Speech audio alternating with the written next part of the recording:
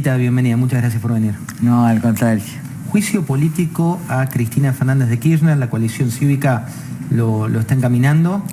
La verdad es que es un juicio que hoy no tiene mayoría, pero que va a tener eventualmente los 2/3 el año que viene. Ustedes saben que siempre hay que anticipar una jugada política, ¿no? Entonces, la presidenta, de hecho, del país, porque ha anulado totalmente el poder presidencial, está con una angustia enorme, porque ella conoce el tema jurídico. En consecuencia, la causa de vialidad, que en realidad es la vieja causa nuestra que quedó en Ercolini, que no se animó nunca a pedir estos expedientes, cuando viene Iguacel manda los expedientes. Y se mandan las declaraciones de los funcionarios de la AFIP, y entonces ahí está el dictamen donde está el informe con los sobreprecios. Y ella no puede salir de allí, no puede salir de una condena en la causa que se está llevando ahora y que va a tener sentencia en febrero. Su desesperación es que la Corte no resuelve recursos que efectivamente no son sentencia definitiva, y ya lo dijo en otros casos. Entonces, la desesperación, ella vino para garantizarse impunidad. Esa fue la única misión que tuvo. Sí, pero no lo va a lograr. ¿Por qué? Porque no se dan las condiciones, porque, miren, si viniera un indulto del presidente, se cae el presidente. Si ella llegara a presidente y se autoindulta, es nulo. Y no hay indulto para los delitos de corrupción porque son traición a la patria en los términos del 36.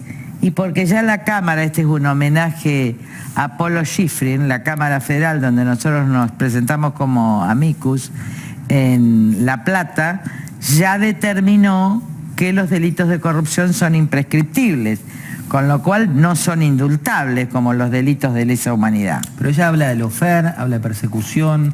No, acá son ladrones. Ahora, que me quieran contar que no son ladrones, que expliquen cómo un chico tiene 100 millones de pesos. Está un chico que estaba en los bares. Digo, esto es así, yo la conocí, además, pero yo no quiero entrar en la cuestión personal, porque a mí lo que me interesa es garantizar las instituciones. Entonces, por un lado tenemos un gobierno sin autoridad, un ministro de Economía que está negociando con el fondo, pero donde toda la carta de intención, y esto lo quiero decir a todos, pone como condición, porque esta es ya una jurisprudencia actual del fondo, la estabilidad institucional y la lucha contra la corrupción. Por eso Guzmán pide que en el plan plurianual acompañe la oposición. Pero es que hay una precondición. Ellos no están asegurando las instituciones, no están asegurando la lucha contra la corrupción, están desestabilizando las instituciones, y en consecuencia la precondición, incluso para que la oposición pueda acordar un plurianual, la rompe Cristina, en el sentido de que la precondición que nosotros ponemos, que Juntos por el Cambio, es el acuerdo institucional. Lilita, ¿en qué se basa el poder real de Cristina Fernández de Kirchner hoy? En la venganza y en el miedo que le tienen. ¿Quiénes? Los propios peronistas. ¿Por qué? Por los recursos. ¿Qué recursos? Miren, Cristina generó siempre miedo. Yo la recuerdo cuando éramos compañera de banca. ¿Vieron que un día dijo, témanla a Dios y témanla a mí? Por su excesiva violencia. Nadie tiene capacidad de respuesta frente a la violencia de Cristina. Entonces, muchos hombres del peronismo, yo lo vi siempre, le tienen miedo a su locura en realidad. Tienen miedo a esa agresión que no tiene respuesta desde una visión educada. Lo vivía en la Comisión de Asuntos Constitucionales. Por ahí decía cosas con supuesta autoridad, de cosas que no sabía, y se me iban Díaz Bancalán, y se me iban todos los otros integrantes del PJ por su agresividad. ¿Hoy pasa algo similar con Kicillof y los intendentes peronistas? Pasa igual, y también con los gobernadores de provincia que dependen de los recursos. Es decir, nadie quiere su venganza, porque ella carece de límites. Lamentablemente es una pena, pero es ya una mujer fuera de cualquier sentido común o sensatez. ¿Tenés algún buen recuerdo de cuando eran compañeras de banca? Sí. ¿De qué tipo? Bueno, yo siempre tuve una gran consideración con ella. Yo era una jurista muy reconocida, ella se decía académica. Por supuesto que cuando ella habla de otros temas, uno cree que sabe, pero cuando uno está en el tema propio, por ejemplo, alguien que sabe de energía y habla ella, sabe que dice disparates. En mi caso, que yo era profesora titular de Derecho Constitucional desde los 26 años, 27 por concurso, sabía que ella no sabía derecho, pero habla como si supiera. Lo que sí es peligroso es Zanini atrás, que sí sabe derecho y sabe operar para el mal. Pero de todas maneras, ¿De toda la vida opera para el mal Zanini o tuvo algún cambio? No, siempre fue así. Él es un hombre inteligente, es perverso, y le ha manejado toda la estrategia jurídica, porque ni él ni Cristina son capaces de eso. Si su cabeza jurídica para todos estos traslados, para todas estas cosas y estas nulidades es Zanini. Pero bueno, yo también sé un poco de ajedrez y también sé un poco de derecho. Así que esto va a terminar bien. No hay posibilidad ninguna en materia de anticorrupción que con todas las pruebas que existen, sobre todo en los córdones viales, y nosotros habíamos denunciado a Uberti, y los beneficios a Báez, con obras no terminadas y pagadas, con obras no hechas y pagadas, es imposible que no haya condena. Elita, Alberto Fernández habló... Segundo, es imposible que no haya condena en una causa muy bien sustanciada por Casanelo y que también va a tribunal oral. Y falta la causa más grave de la Argentina, de la que nadie quiere hablar, que es la causa de la muerte de Nesman. Hoy tendría que estar procesado Berni por ensuciar el crimen, tendría que estar procesado Di Santos.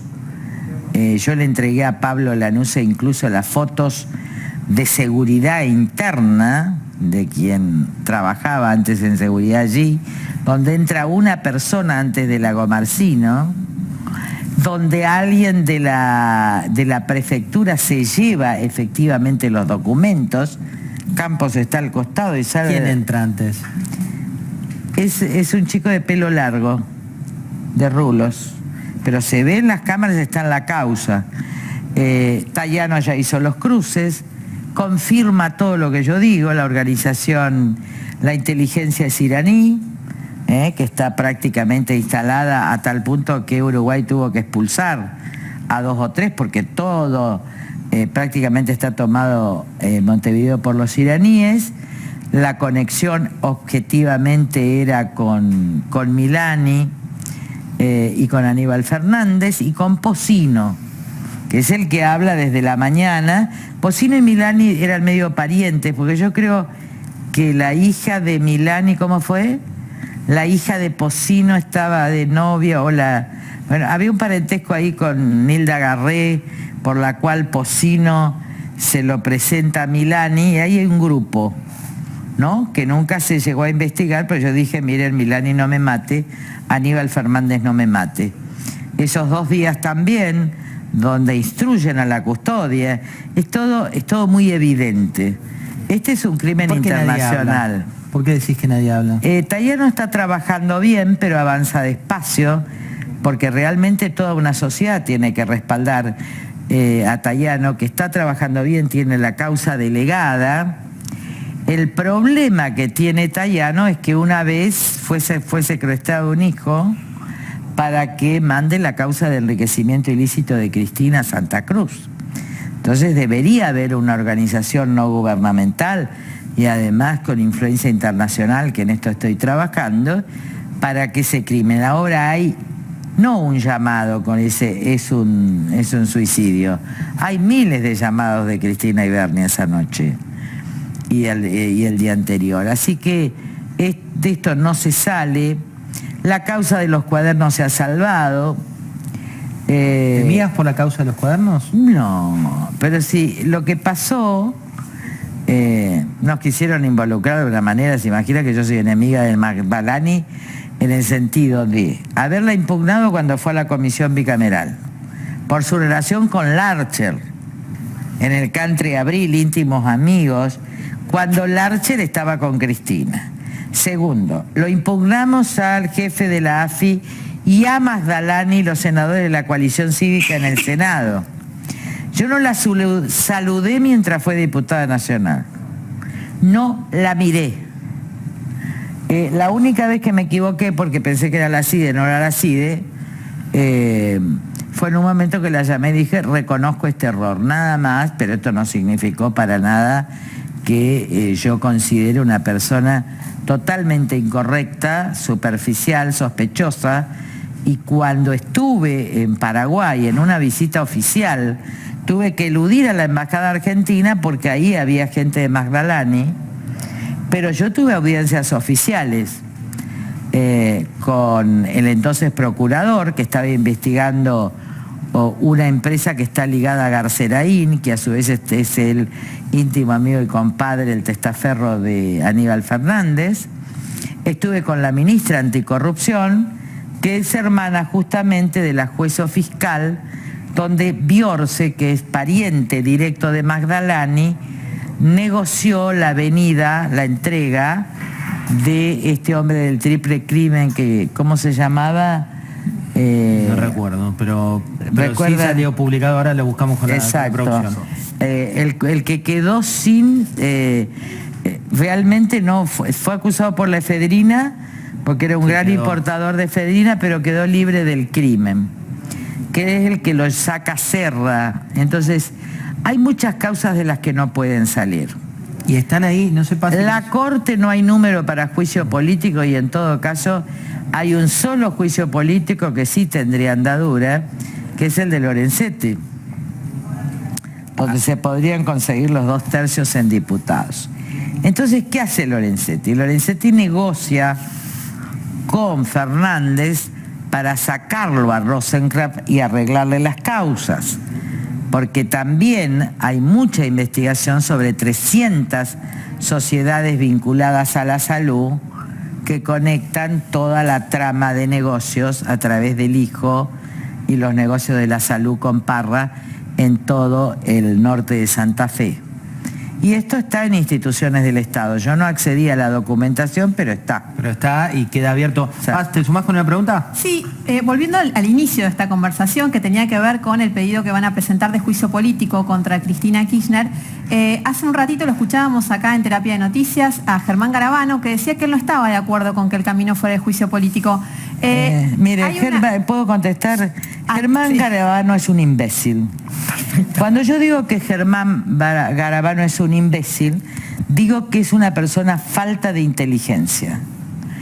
En la alianza, cuando estuve en Juntos por el Cambio, yo le pedí 2 veces el juicio político. El señor Garabano es el que evitó ordenando que no se requiera la acusación de 2 fiscales de la AMIA.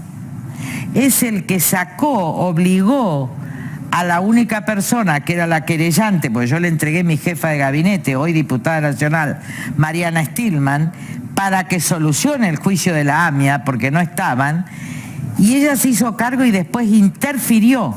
Hubo llamados de la vicepresidenta, yo fui llamada, yo los recibí a los fiscales, le dije, yo no hablo con la querella, y él le inició un juicio, porque decidió renunciar por la presión para no acusar a los fiscales y alivianar la causa AMIA, y yo lo denuncié a él y le pedí el juicio político porque en realidad forma parte del encubrimiento.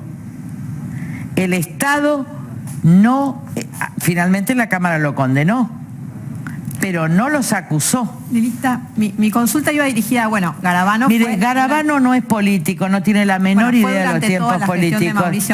No fue un mandadero. ¿De quién? De de Macri y de los que operaban en el ámbito judicial. Es un mandadero, es un pobre chico. Así que no me hagan contestar porque tengo el juicio político, tengo la denuncia penal, realmente echó a Cimadevila porque todo el grupo que asesoró quería la acusación, la cambió, desintegró la unidad AMIA. Lo que hizo Garabano es un desastre. Segundo, ¿ustedes recuerdan? ¿Y por qué Macri lo apoyó si fue durante Eso toda es su una gestión? pregunta que tiene que responder Macri. ¿Pero lo conversó con Macri? Por supuesto. Es más, le pedí el juicio político. Lilita, vamos a sumar a... Y le hice denuncias penales. ¿Y después habló con Garabano más allá de la parte judicial? No, ¿sabés qué pasa? Yo te voy a decir, el grado de superficialidad, de ignorancia y de venalidad y de amigos que existe en la Argentina hace que uno tenga que dejar de hablar. No sé si es malo, pero es imbécil. Lilita, vamos a sumar al presidente Alberto Fernández con una declaración de la cual nos interesa particularmente su opinión.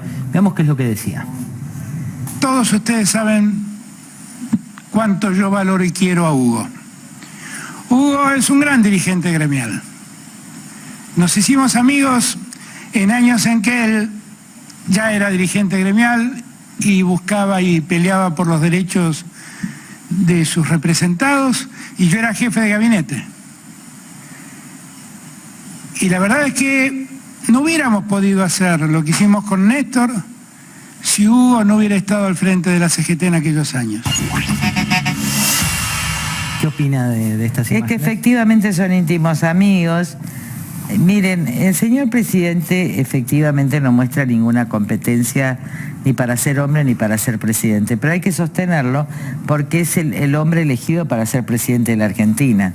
Y la verdad que siempre fue esto que fue, un lobista.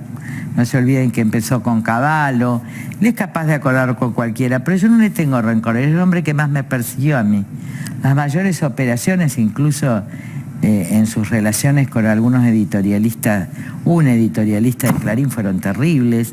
La operación de Enrique Olivera, que fue falsa, la persecución. Un día me mandó Balito Robay y me dijo: o accedes al ser ministro de Justicia o juez de la Corte, o en nombre de Alberto Fernández me dijo, o te eliminan, y yo le tengo miedo al PJ.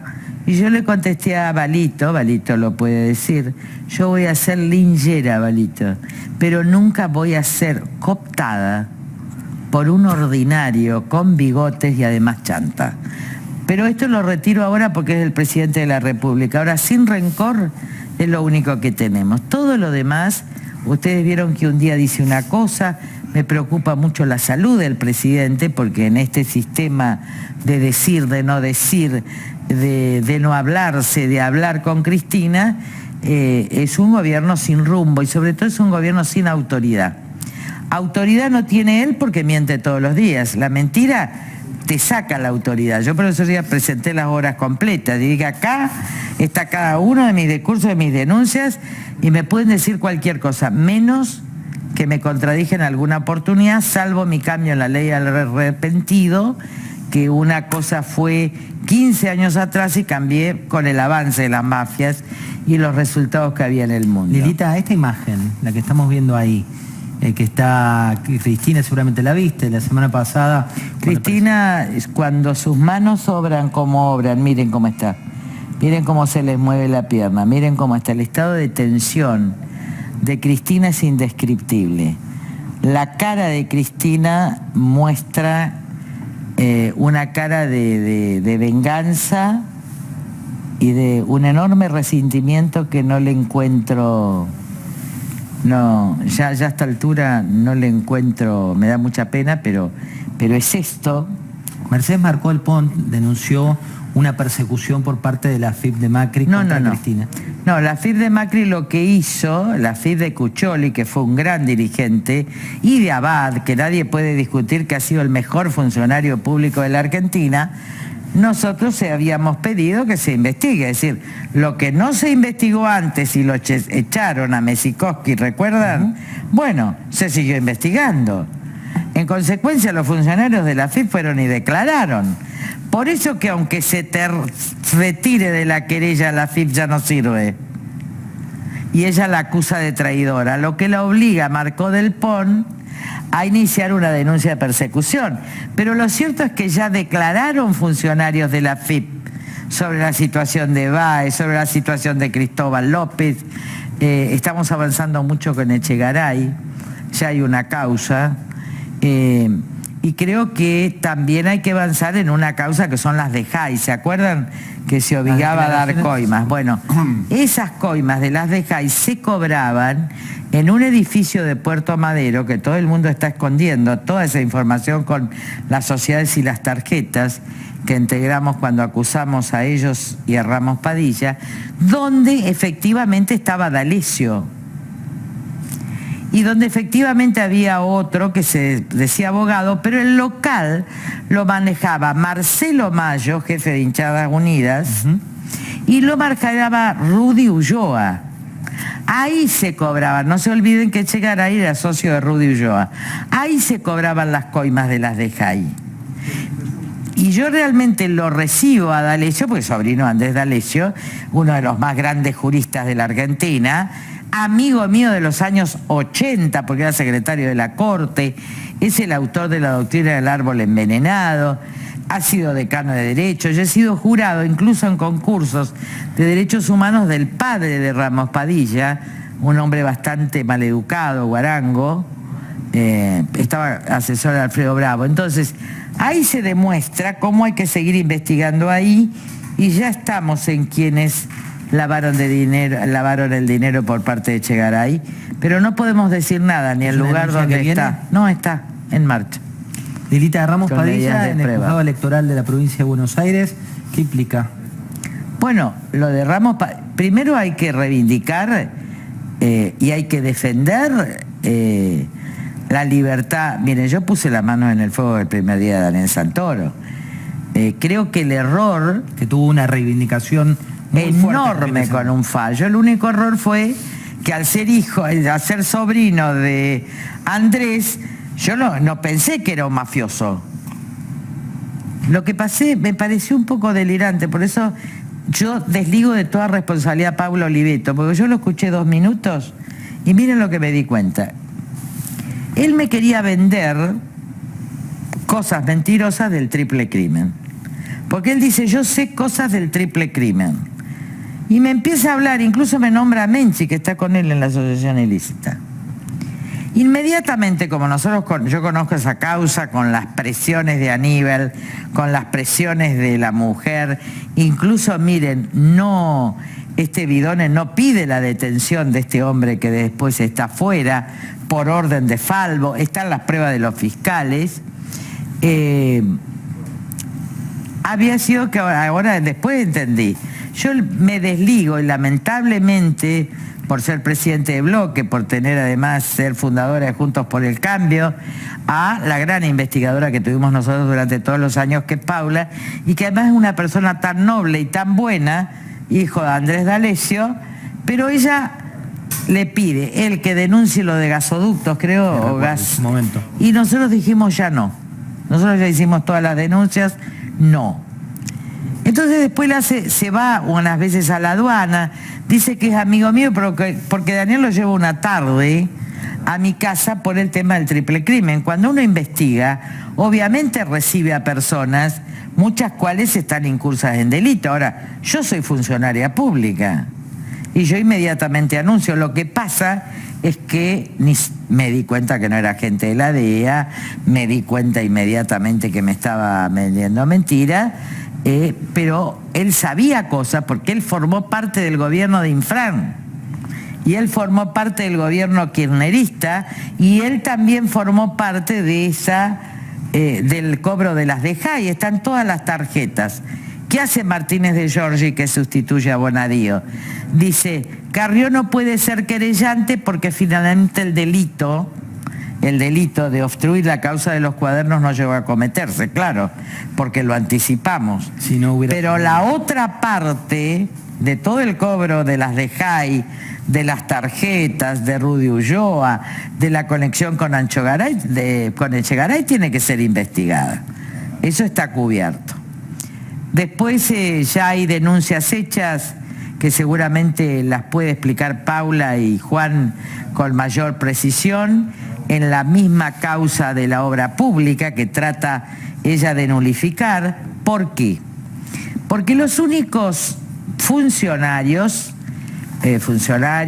públicos que tienen exención de arresto son los diputados y senadores, que se hace justamente para no alterar el quórum de las cámaras. ¿Se acuerdan cuando detienen a Lem? Que si no te o sea, vos te detienen a 4 diputados nacionales y te cambian una ley. Ahora, por eso es que frente solo al arresto, antes de arrestar, vos tenés que pedir el desafuero. Antes no, antes tenían el expediente guardado y entonces no había juicio. Cuando yo fui presidente de Asuntos Constitucionales sacamos la ley que dice no, ustedes van a juicio, van a indagatoria, pero los únicos que tienen exención de arresto son ellos. De modo tal que no tiene fueros. Si se confirmara una sentencia o una condena, bien podía dictársele la prisión preventiva a Cristina, porque Cristina es presidente del Senado, pero no es senadora. Con lo cual se podría en ese marco. Lilita, tengo para mostrarte un tape de Ginés, pero Alfred, hacé tu pregunta. Lilita, ¿cómo vos decís que va a avanzar las causas contra Cristina? ¿Un eventual gobierno de Alberto Fernández se puede funcionar, sostener bien sin el apoyo de Cristina, digamos? No, pero estamos en un juego sin salida. ¿Por qué? Como estuvo Rucauf en el 2001, ¿te acordás? Estaba de gobernador, pensá que en noviembre en julio, yo me acuerdo que Cavallo tenía 70, yo tenía 68 de imagen pública, que era una cosa, y yo lo acusaba de traidor a la patria a Cavallo por querer pagar la deuda con los fondos de la AFIP antes de los empleados públicos. Rucauf estaba en 64, nunca me olvido porque salió en los diarios, yo no me manejo con encuestas, y 6 meses después, 4 meses después, Rucauf, que era el candidato a presidente, se queda aquí sin salida. Entonces, ¿qué intenta? Lo quieren sacar también los intendentes de la provincia de Buenos Aires. Yo estuve en los pasillos cuando lo amenazaron, que le tomaban la plata. A mí no me lo cuenta nadie. Estaban los intendentes, estaban senadores y diputados, porque me querían enganchar a mí en el golpe que hizo parte del radicalismo con Duhalde, con Moró, todos esos los articuladores, para la entrada de Duhalde. Entonces, cuando cae Rodríguez Sá, que en realidad lo tumba la mafia, va a Rucauf y le dice esto, mandan afuera puerta, porque lo amenaza la mafia, y queda Eduardo Camaño, que es cuando quieren abrir las puertas del Congreso, y es mentira, no se puede abrir, y menos que Bracho. Todo estaba pagado por la CIDE, manejada de atrás por Duhalde. Entonces, en esa noche finalmente se hace acuerdo y se lo vota a Duhalde. Mientras tanto había sangre. El día que Duhalde asumió, ahora, 2 días antes que Duhalde iba a ser, porque esto fue en términos de 2 semanas, elegimos 4 presidentes. Le decía Marcela Rodríguez, pero yo desde que entré estoy eligiendo al presidente. Nosotros votamos en contra o nos abstuvimos, en el otro no lo votamos por inconducta moral a Rodríguez Sá. Yo estaba pendiente de un hilo porque era la persona más respetada del país. Era muy joven. Yo recién había entrado a la política hace 6 años. No es la tranquilidad, tenía que tener serenidad, pero no tenía ni la experiencia ni la... el temple de ni el ahora. Temple ni el conocimiento de la Cámara. Entonces yo me di cuenta del golpe porque lo vi en la Cámara. Y lo vi en la Cámara y también lo vi en los radicales. ¿Por qué lo veo yo al golpe? Porque a mí me llama el gringo Soria, que a su vez era ministro de Seguridad de la provincia, pero que cuando gobernó Duhalde fue jefe de la CIDE, que había sido presidente de la Comisión de Asuntos Constitucionales, yo vice, cuando viene la alianza yo soy presidente y el vice, y me dice que Duhalde me ofrece ser ministro de Justicia de un gobierno de unidad nacional, y gobernaba Rodríguez Sá, donde iba a haber radicales, etcétera, o si no la Corte. Viste que a mí siempre me querían mandar a la Corte para sacarme de la escena política. Y yo le digo, vos estás loco.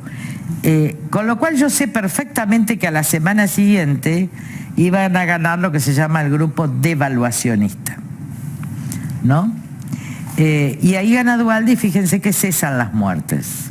Parece lejano, pero el año que viene vamos a estar en los 20 pero años, ¿no? Estamos por elegir eso. En ese momento, los devaluacionistas, grupos, se reúnen en un tercer piso de Avenida Libertador. Uno solo no acepta, pero otros arreglan con De Mendigure y con Capitanich y con Duhalde. Ese es el momento, para que ustedes entiendan, donde se retira Remes Lenikov. Porque Remes Lenikov se niega primero al sistema corrupto que se estaba... porque de Mendigure hay un libro que se llama Los 8 ministros, que lo cuenta bien. Y porque de Ezequiel Burgo. Exacto, excelente. Porque yo fui compañera de banca de este hombre, de Remes.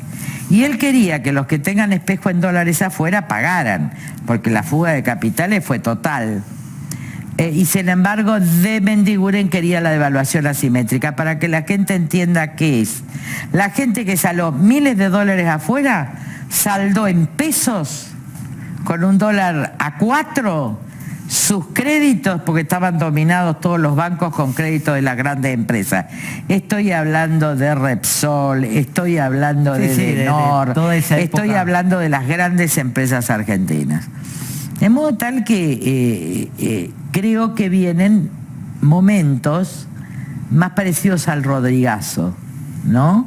Complicado, ¿no? En el sentido de un gobierno sin autoridad ninguna, una presidenta que busca ni siquiera, en realidad Cristina más parecía a López Rega que a Isabelita, ¿no?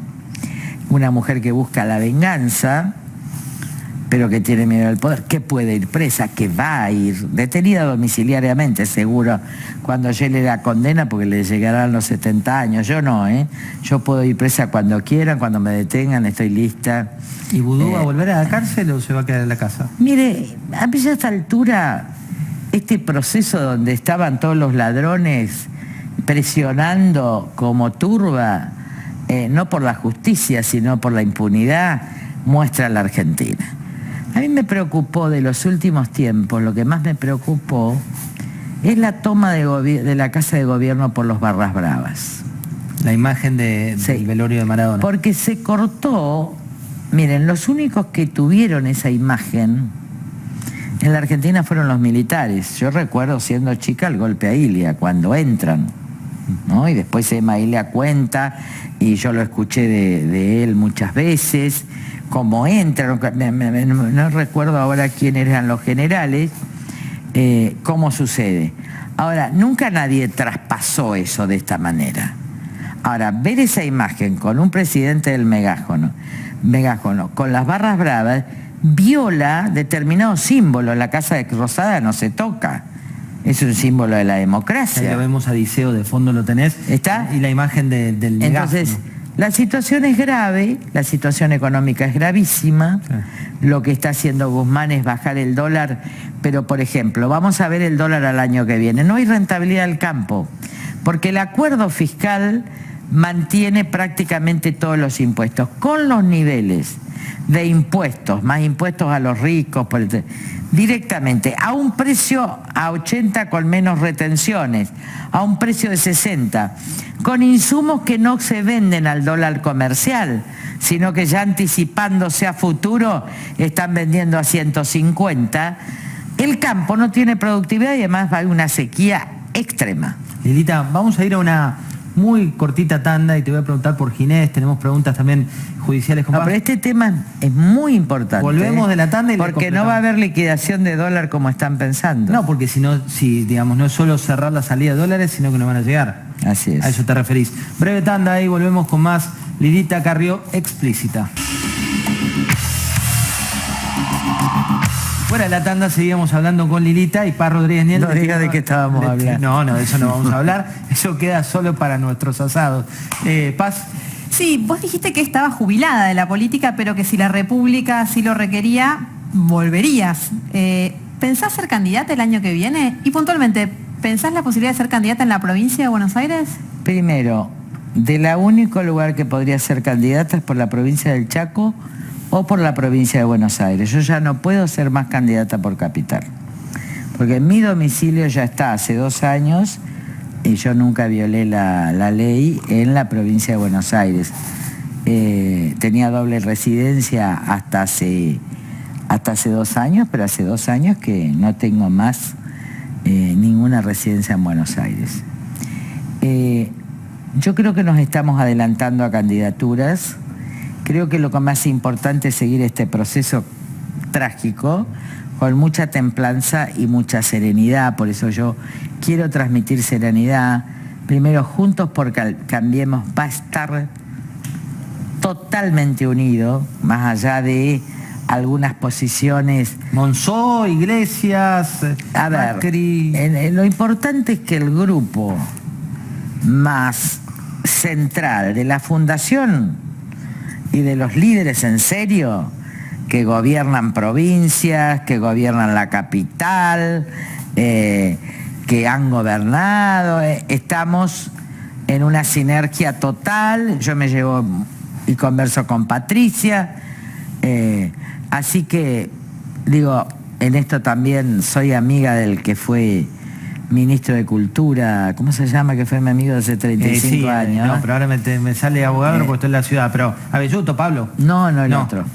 Lombardi, Hernán Lombardi. Así que yo los conozco a todos hace muchísimos años y la verdad que estamos todos muy bien, muy unidos, mucho más unidos de lo que todo el mundo cree. ¿Qué tendría que pasar para que fueras candidata el año que viene? Que sea indispensable para que sobreviva la República. ¿Y eso lo ves factible? Mira, uno tiene que vivir el día a día y actuar el día a día. ¿Por qué el juicio político? Porque no vale una declaración frente a tal avasallamiento. Vale el juicio político, corresponde el juicio político, porque ella está en atentado al orden democrático. Ella es la presidenta del eventual... cuando hay un juicio político, el Senado se transforma en tribunal. En consecuencia, como se transforma el tribunal, ese tribunal, la que tiene que garantizar las normas de un debido proceso, se llama Cristina Kirchner. Entonces, ni siquiera en ese sentido, no hay precedentes en la historia de un ataque descomunal, despiadado, que tiende en realidad, que tiene que ver con el uso de la fuerza política, no de la autoridad política. Porque nosotros, cuando yo tuve un problema, digo, este señor es corrupto, le pedí juicio político y lo denuncié, Lorenzetti. Cuando tuve un problema con Garabano, yo no digo todos son corruptos, lo pedí, y era mi gobierno. Cuando tuve que denunciarlo al presidente, al jefe de la FIP, que era amigo de Macri, lo denuncié. A ver, acá no hay parientes y entrenados, por lo menos en toda la coalición cívica. Ahora te voy a preguntar de Nicolás Trota, de Ginés González García. No sé quién es Nicolás Trota. El ministro de Educación. Ni se ve, porque claro, no hay educación. Vamos a un breve corte, muy breve, y ya volvemos, dale. Y seguimos con Lilita Carrió Paz, la última pregunta. ¿Cuál es tu objetivo real en este pedido de juicio político que estás presentando? Porque está claro que 2/3 en diputados y 2/3 en el Senado no están dados para avanzar con el Esto juicio está político. relacionado con las precondiciones del Fondo Monetario Internacional, de los organismos y también del Tesoro de los Estados Unidos, que son finalmente los que deciden garantizar a la Argentina esto. Entonces, lo que vamos a hacer, y lo que estoy haciendo ya en Washington, es mandando un brief explicando que Argentina, el gobierno argentino debe garantizar la institucionalidad. Ahora, Juntos por el Cambio no se puede sentar a acordar con el ministro de Economía si se están llevando puesta la República. En los países centrales del mundo, en los países desarrollados, se exige la institucionalidad. Acá no hay institucionalidad, acá hay anomia. ¿Qué quiere decir? Falta de ley. La anomia, el origen del mal. Lean el libro de Agamben, El origen del mal, el filósofo que lo saca de Licurgo, que es un cátaro, que después se influye en San Agustín, pero es muy interesante. El mayor filósofo italiano hoy, creo, habla del estado de excepción, del avance del estado de excepción que se vio con las pandemias, y también habla de esta anomia. Entonces, yo lo que les aseguro a toda la nación es que yo no quiero cargos y menos quiero, obviamente, ser legisladora. A mí me ha costado la salud. Pero yo voy a hacer lo que tenga que hacer, aunque me cueste lo que me cueste en lo personal, y mis hijos lo van a entender, en lo personal digo, en la salud, si es necesario, para que la República se estabilice, para que terminemos con la pobreza, para que empecemos a educar a la gente para emprender y para exportar. A ver, uno cesa en la función, y yo me liberé, además ya no podía porque me afecta el cerebro esas subas de presión que me, viste, decían no estaba, sí estaba acostada en un sillón rojo y con los médicos del Congreso ahí teniéndome. Pero es muy importante para mí preservar esto, porque no podemos ser Venezuela, no vamos a ser Venezuela, y yo voy a ocupar toda mi energía y mi fuerza, pero no porque quiero un cargo, al contrario, yo quiero las nuevas generaciones. Yo ya no estoy en el partido. Ahora, la responsabilidad, por lo menos personal mía, para con el humanismo, para la humanidad, para los que se mueren en el Mediterráneo, es decir, para la especie no cesa. Por eso estoy con Guillermo Ruch trabajando. Él está trabajando el tema de los muertos en el Mediterráneo, el cementerio que hoy es el Mediterráneo de muertos.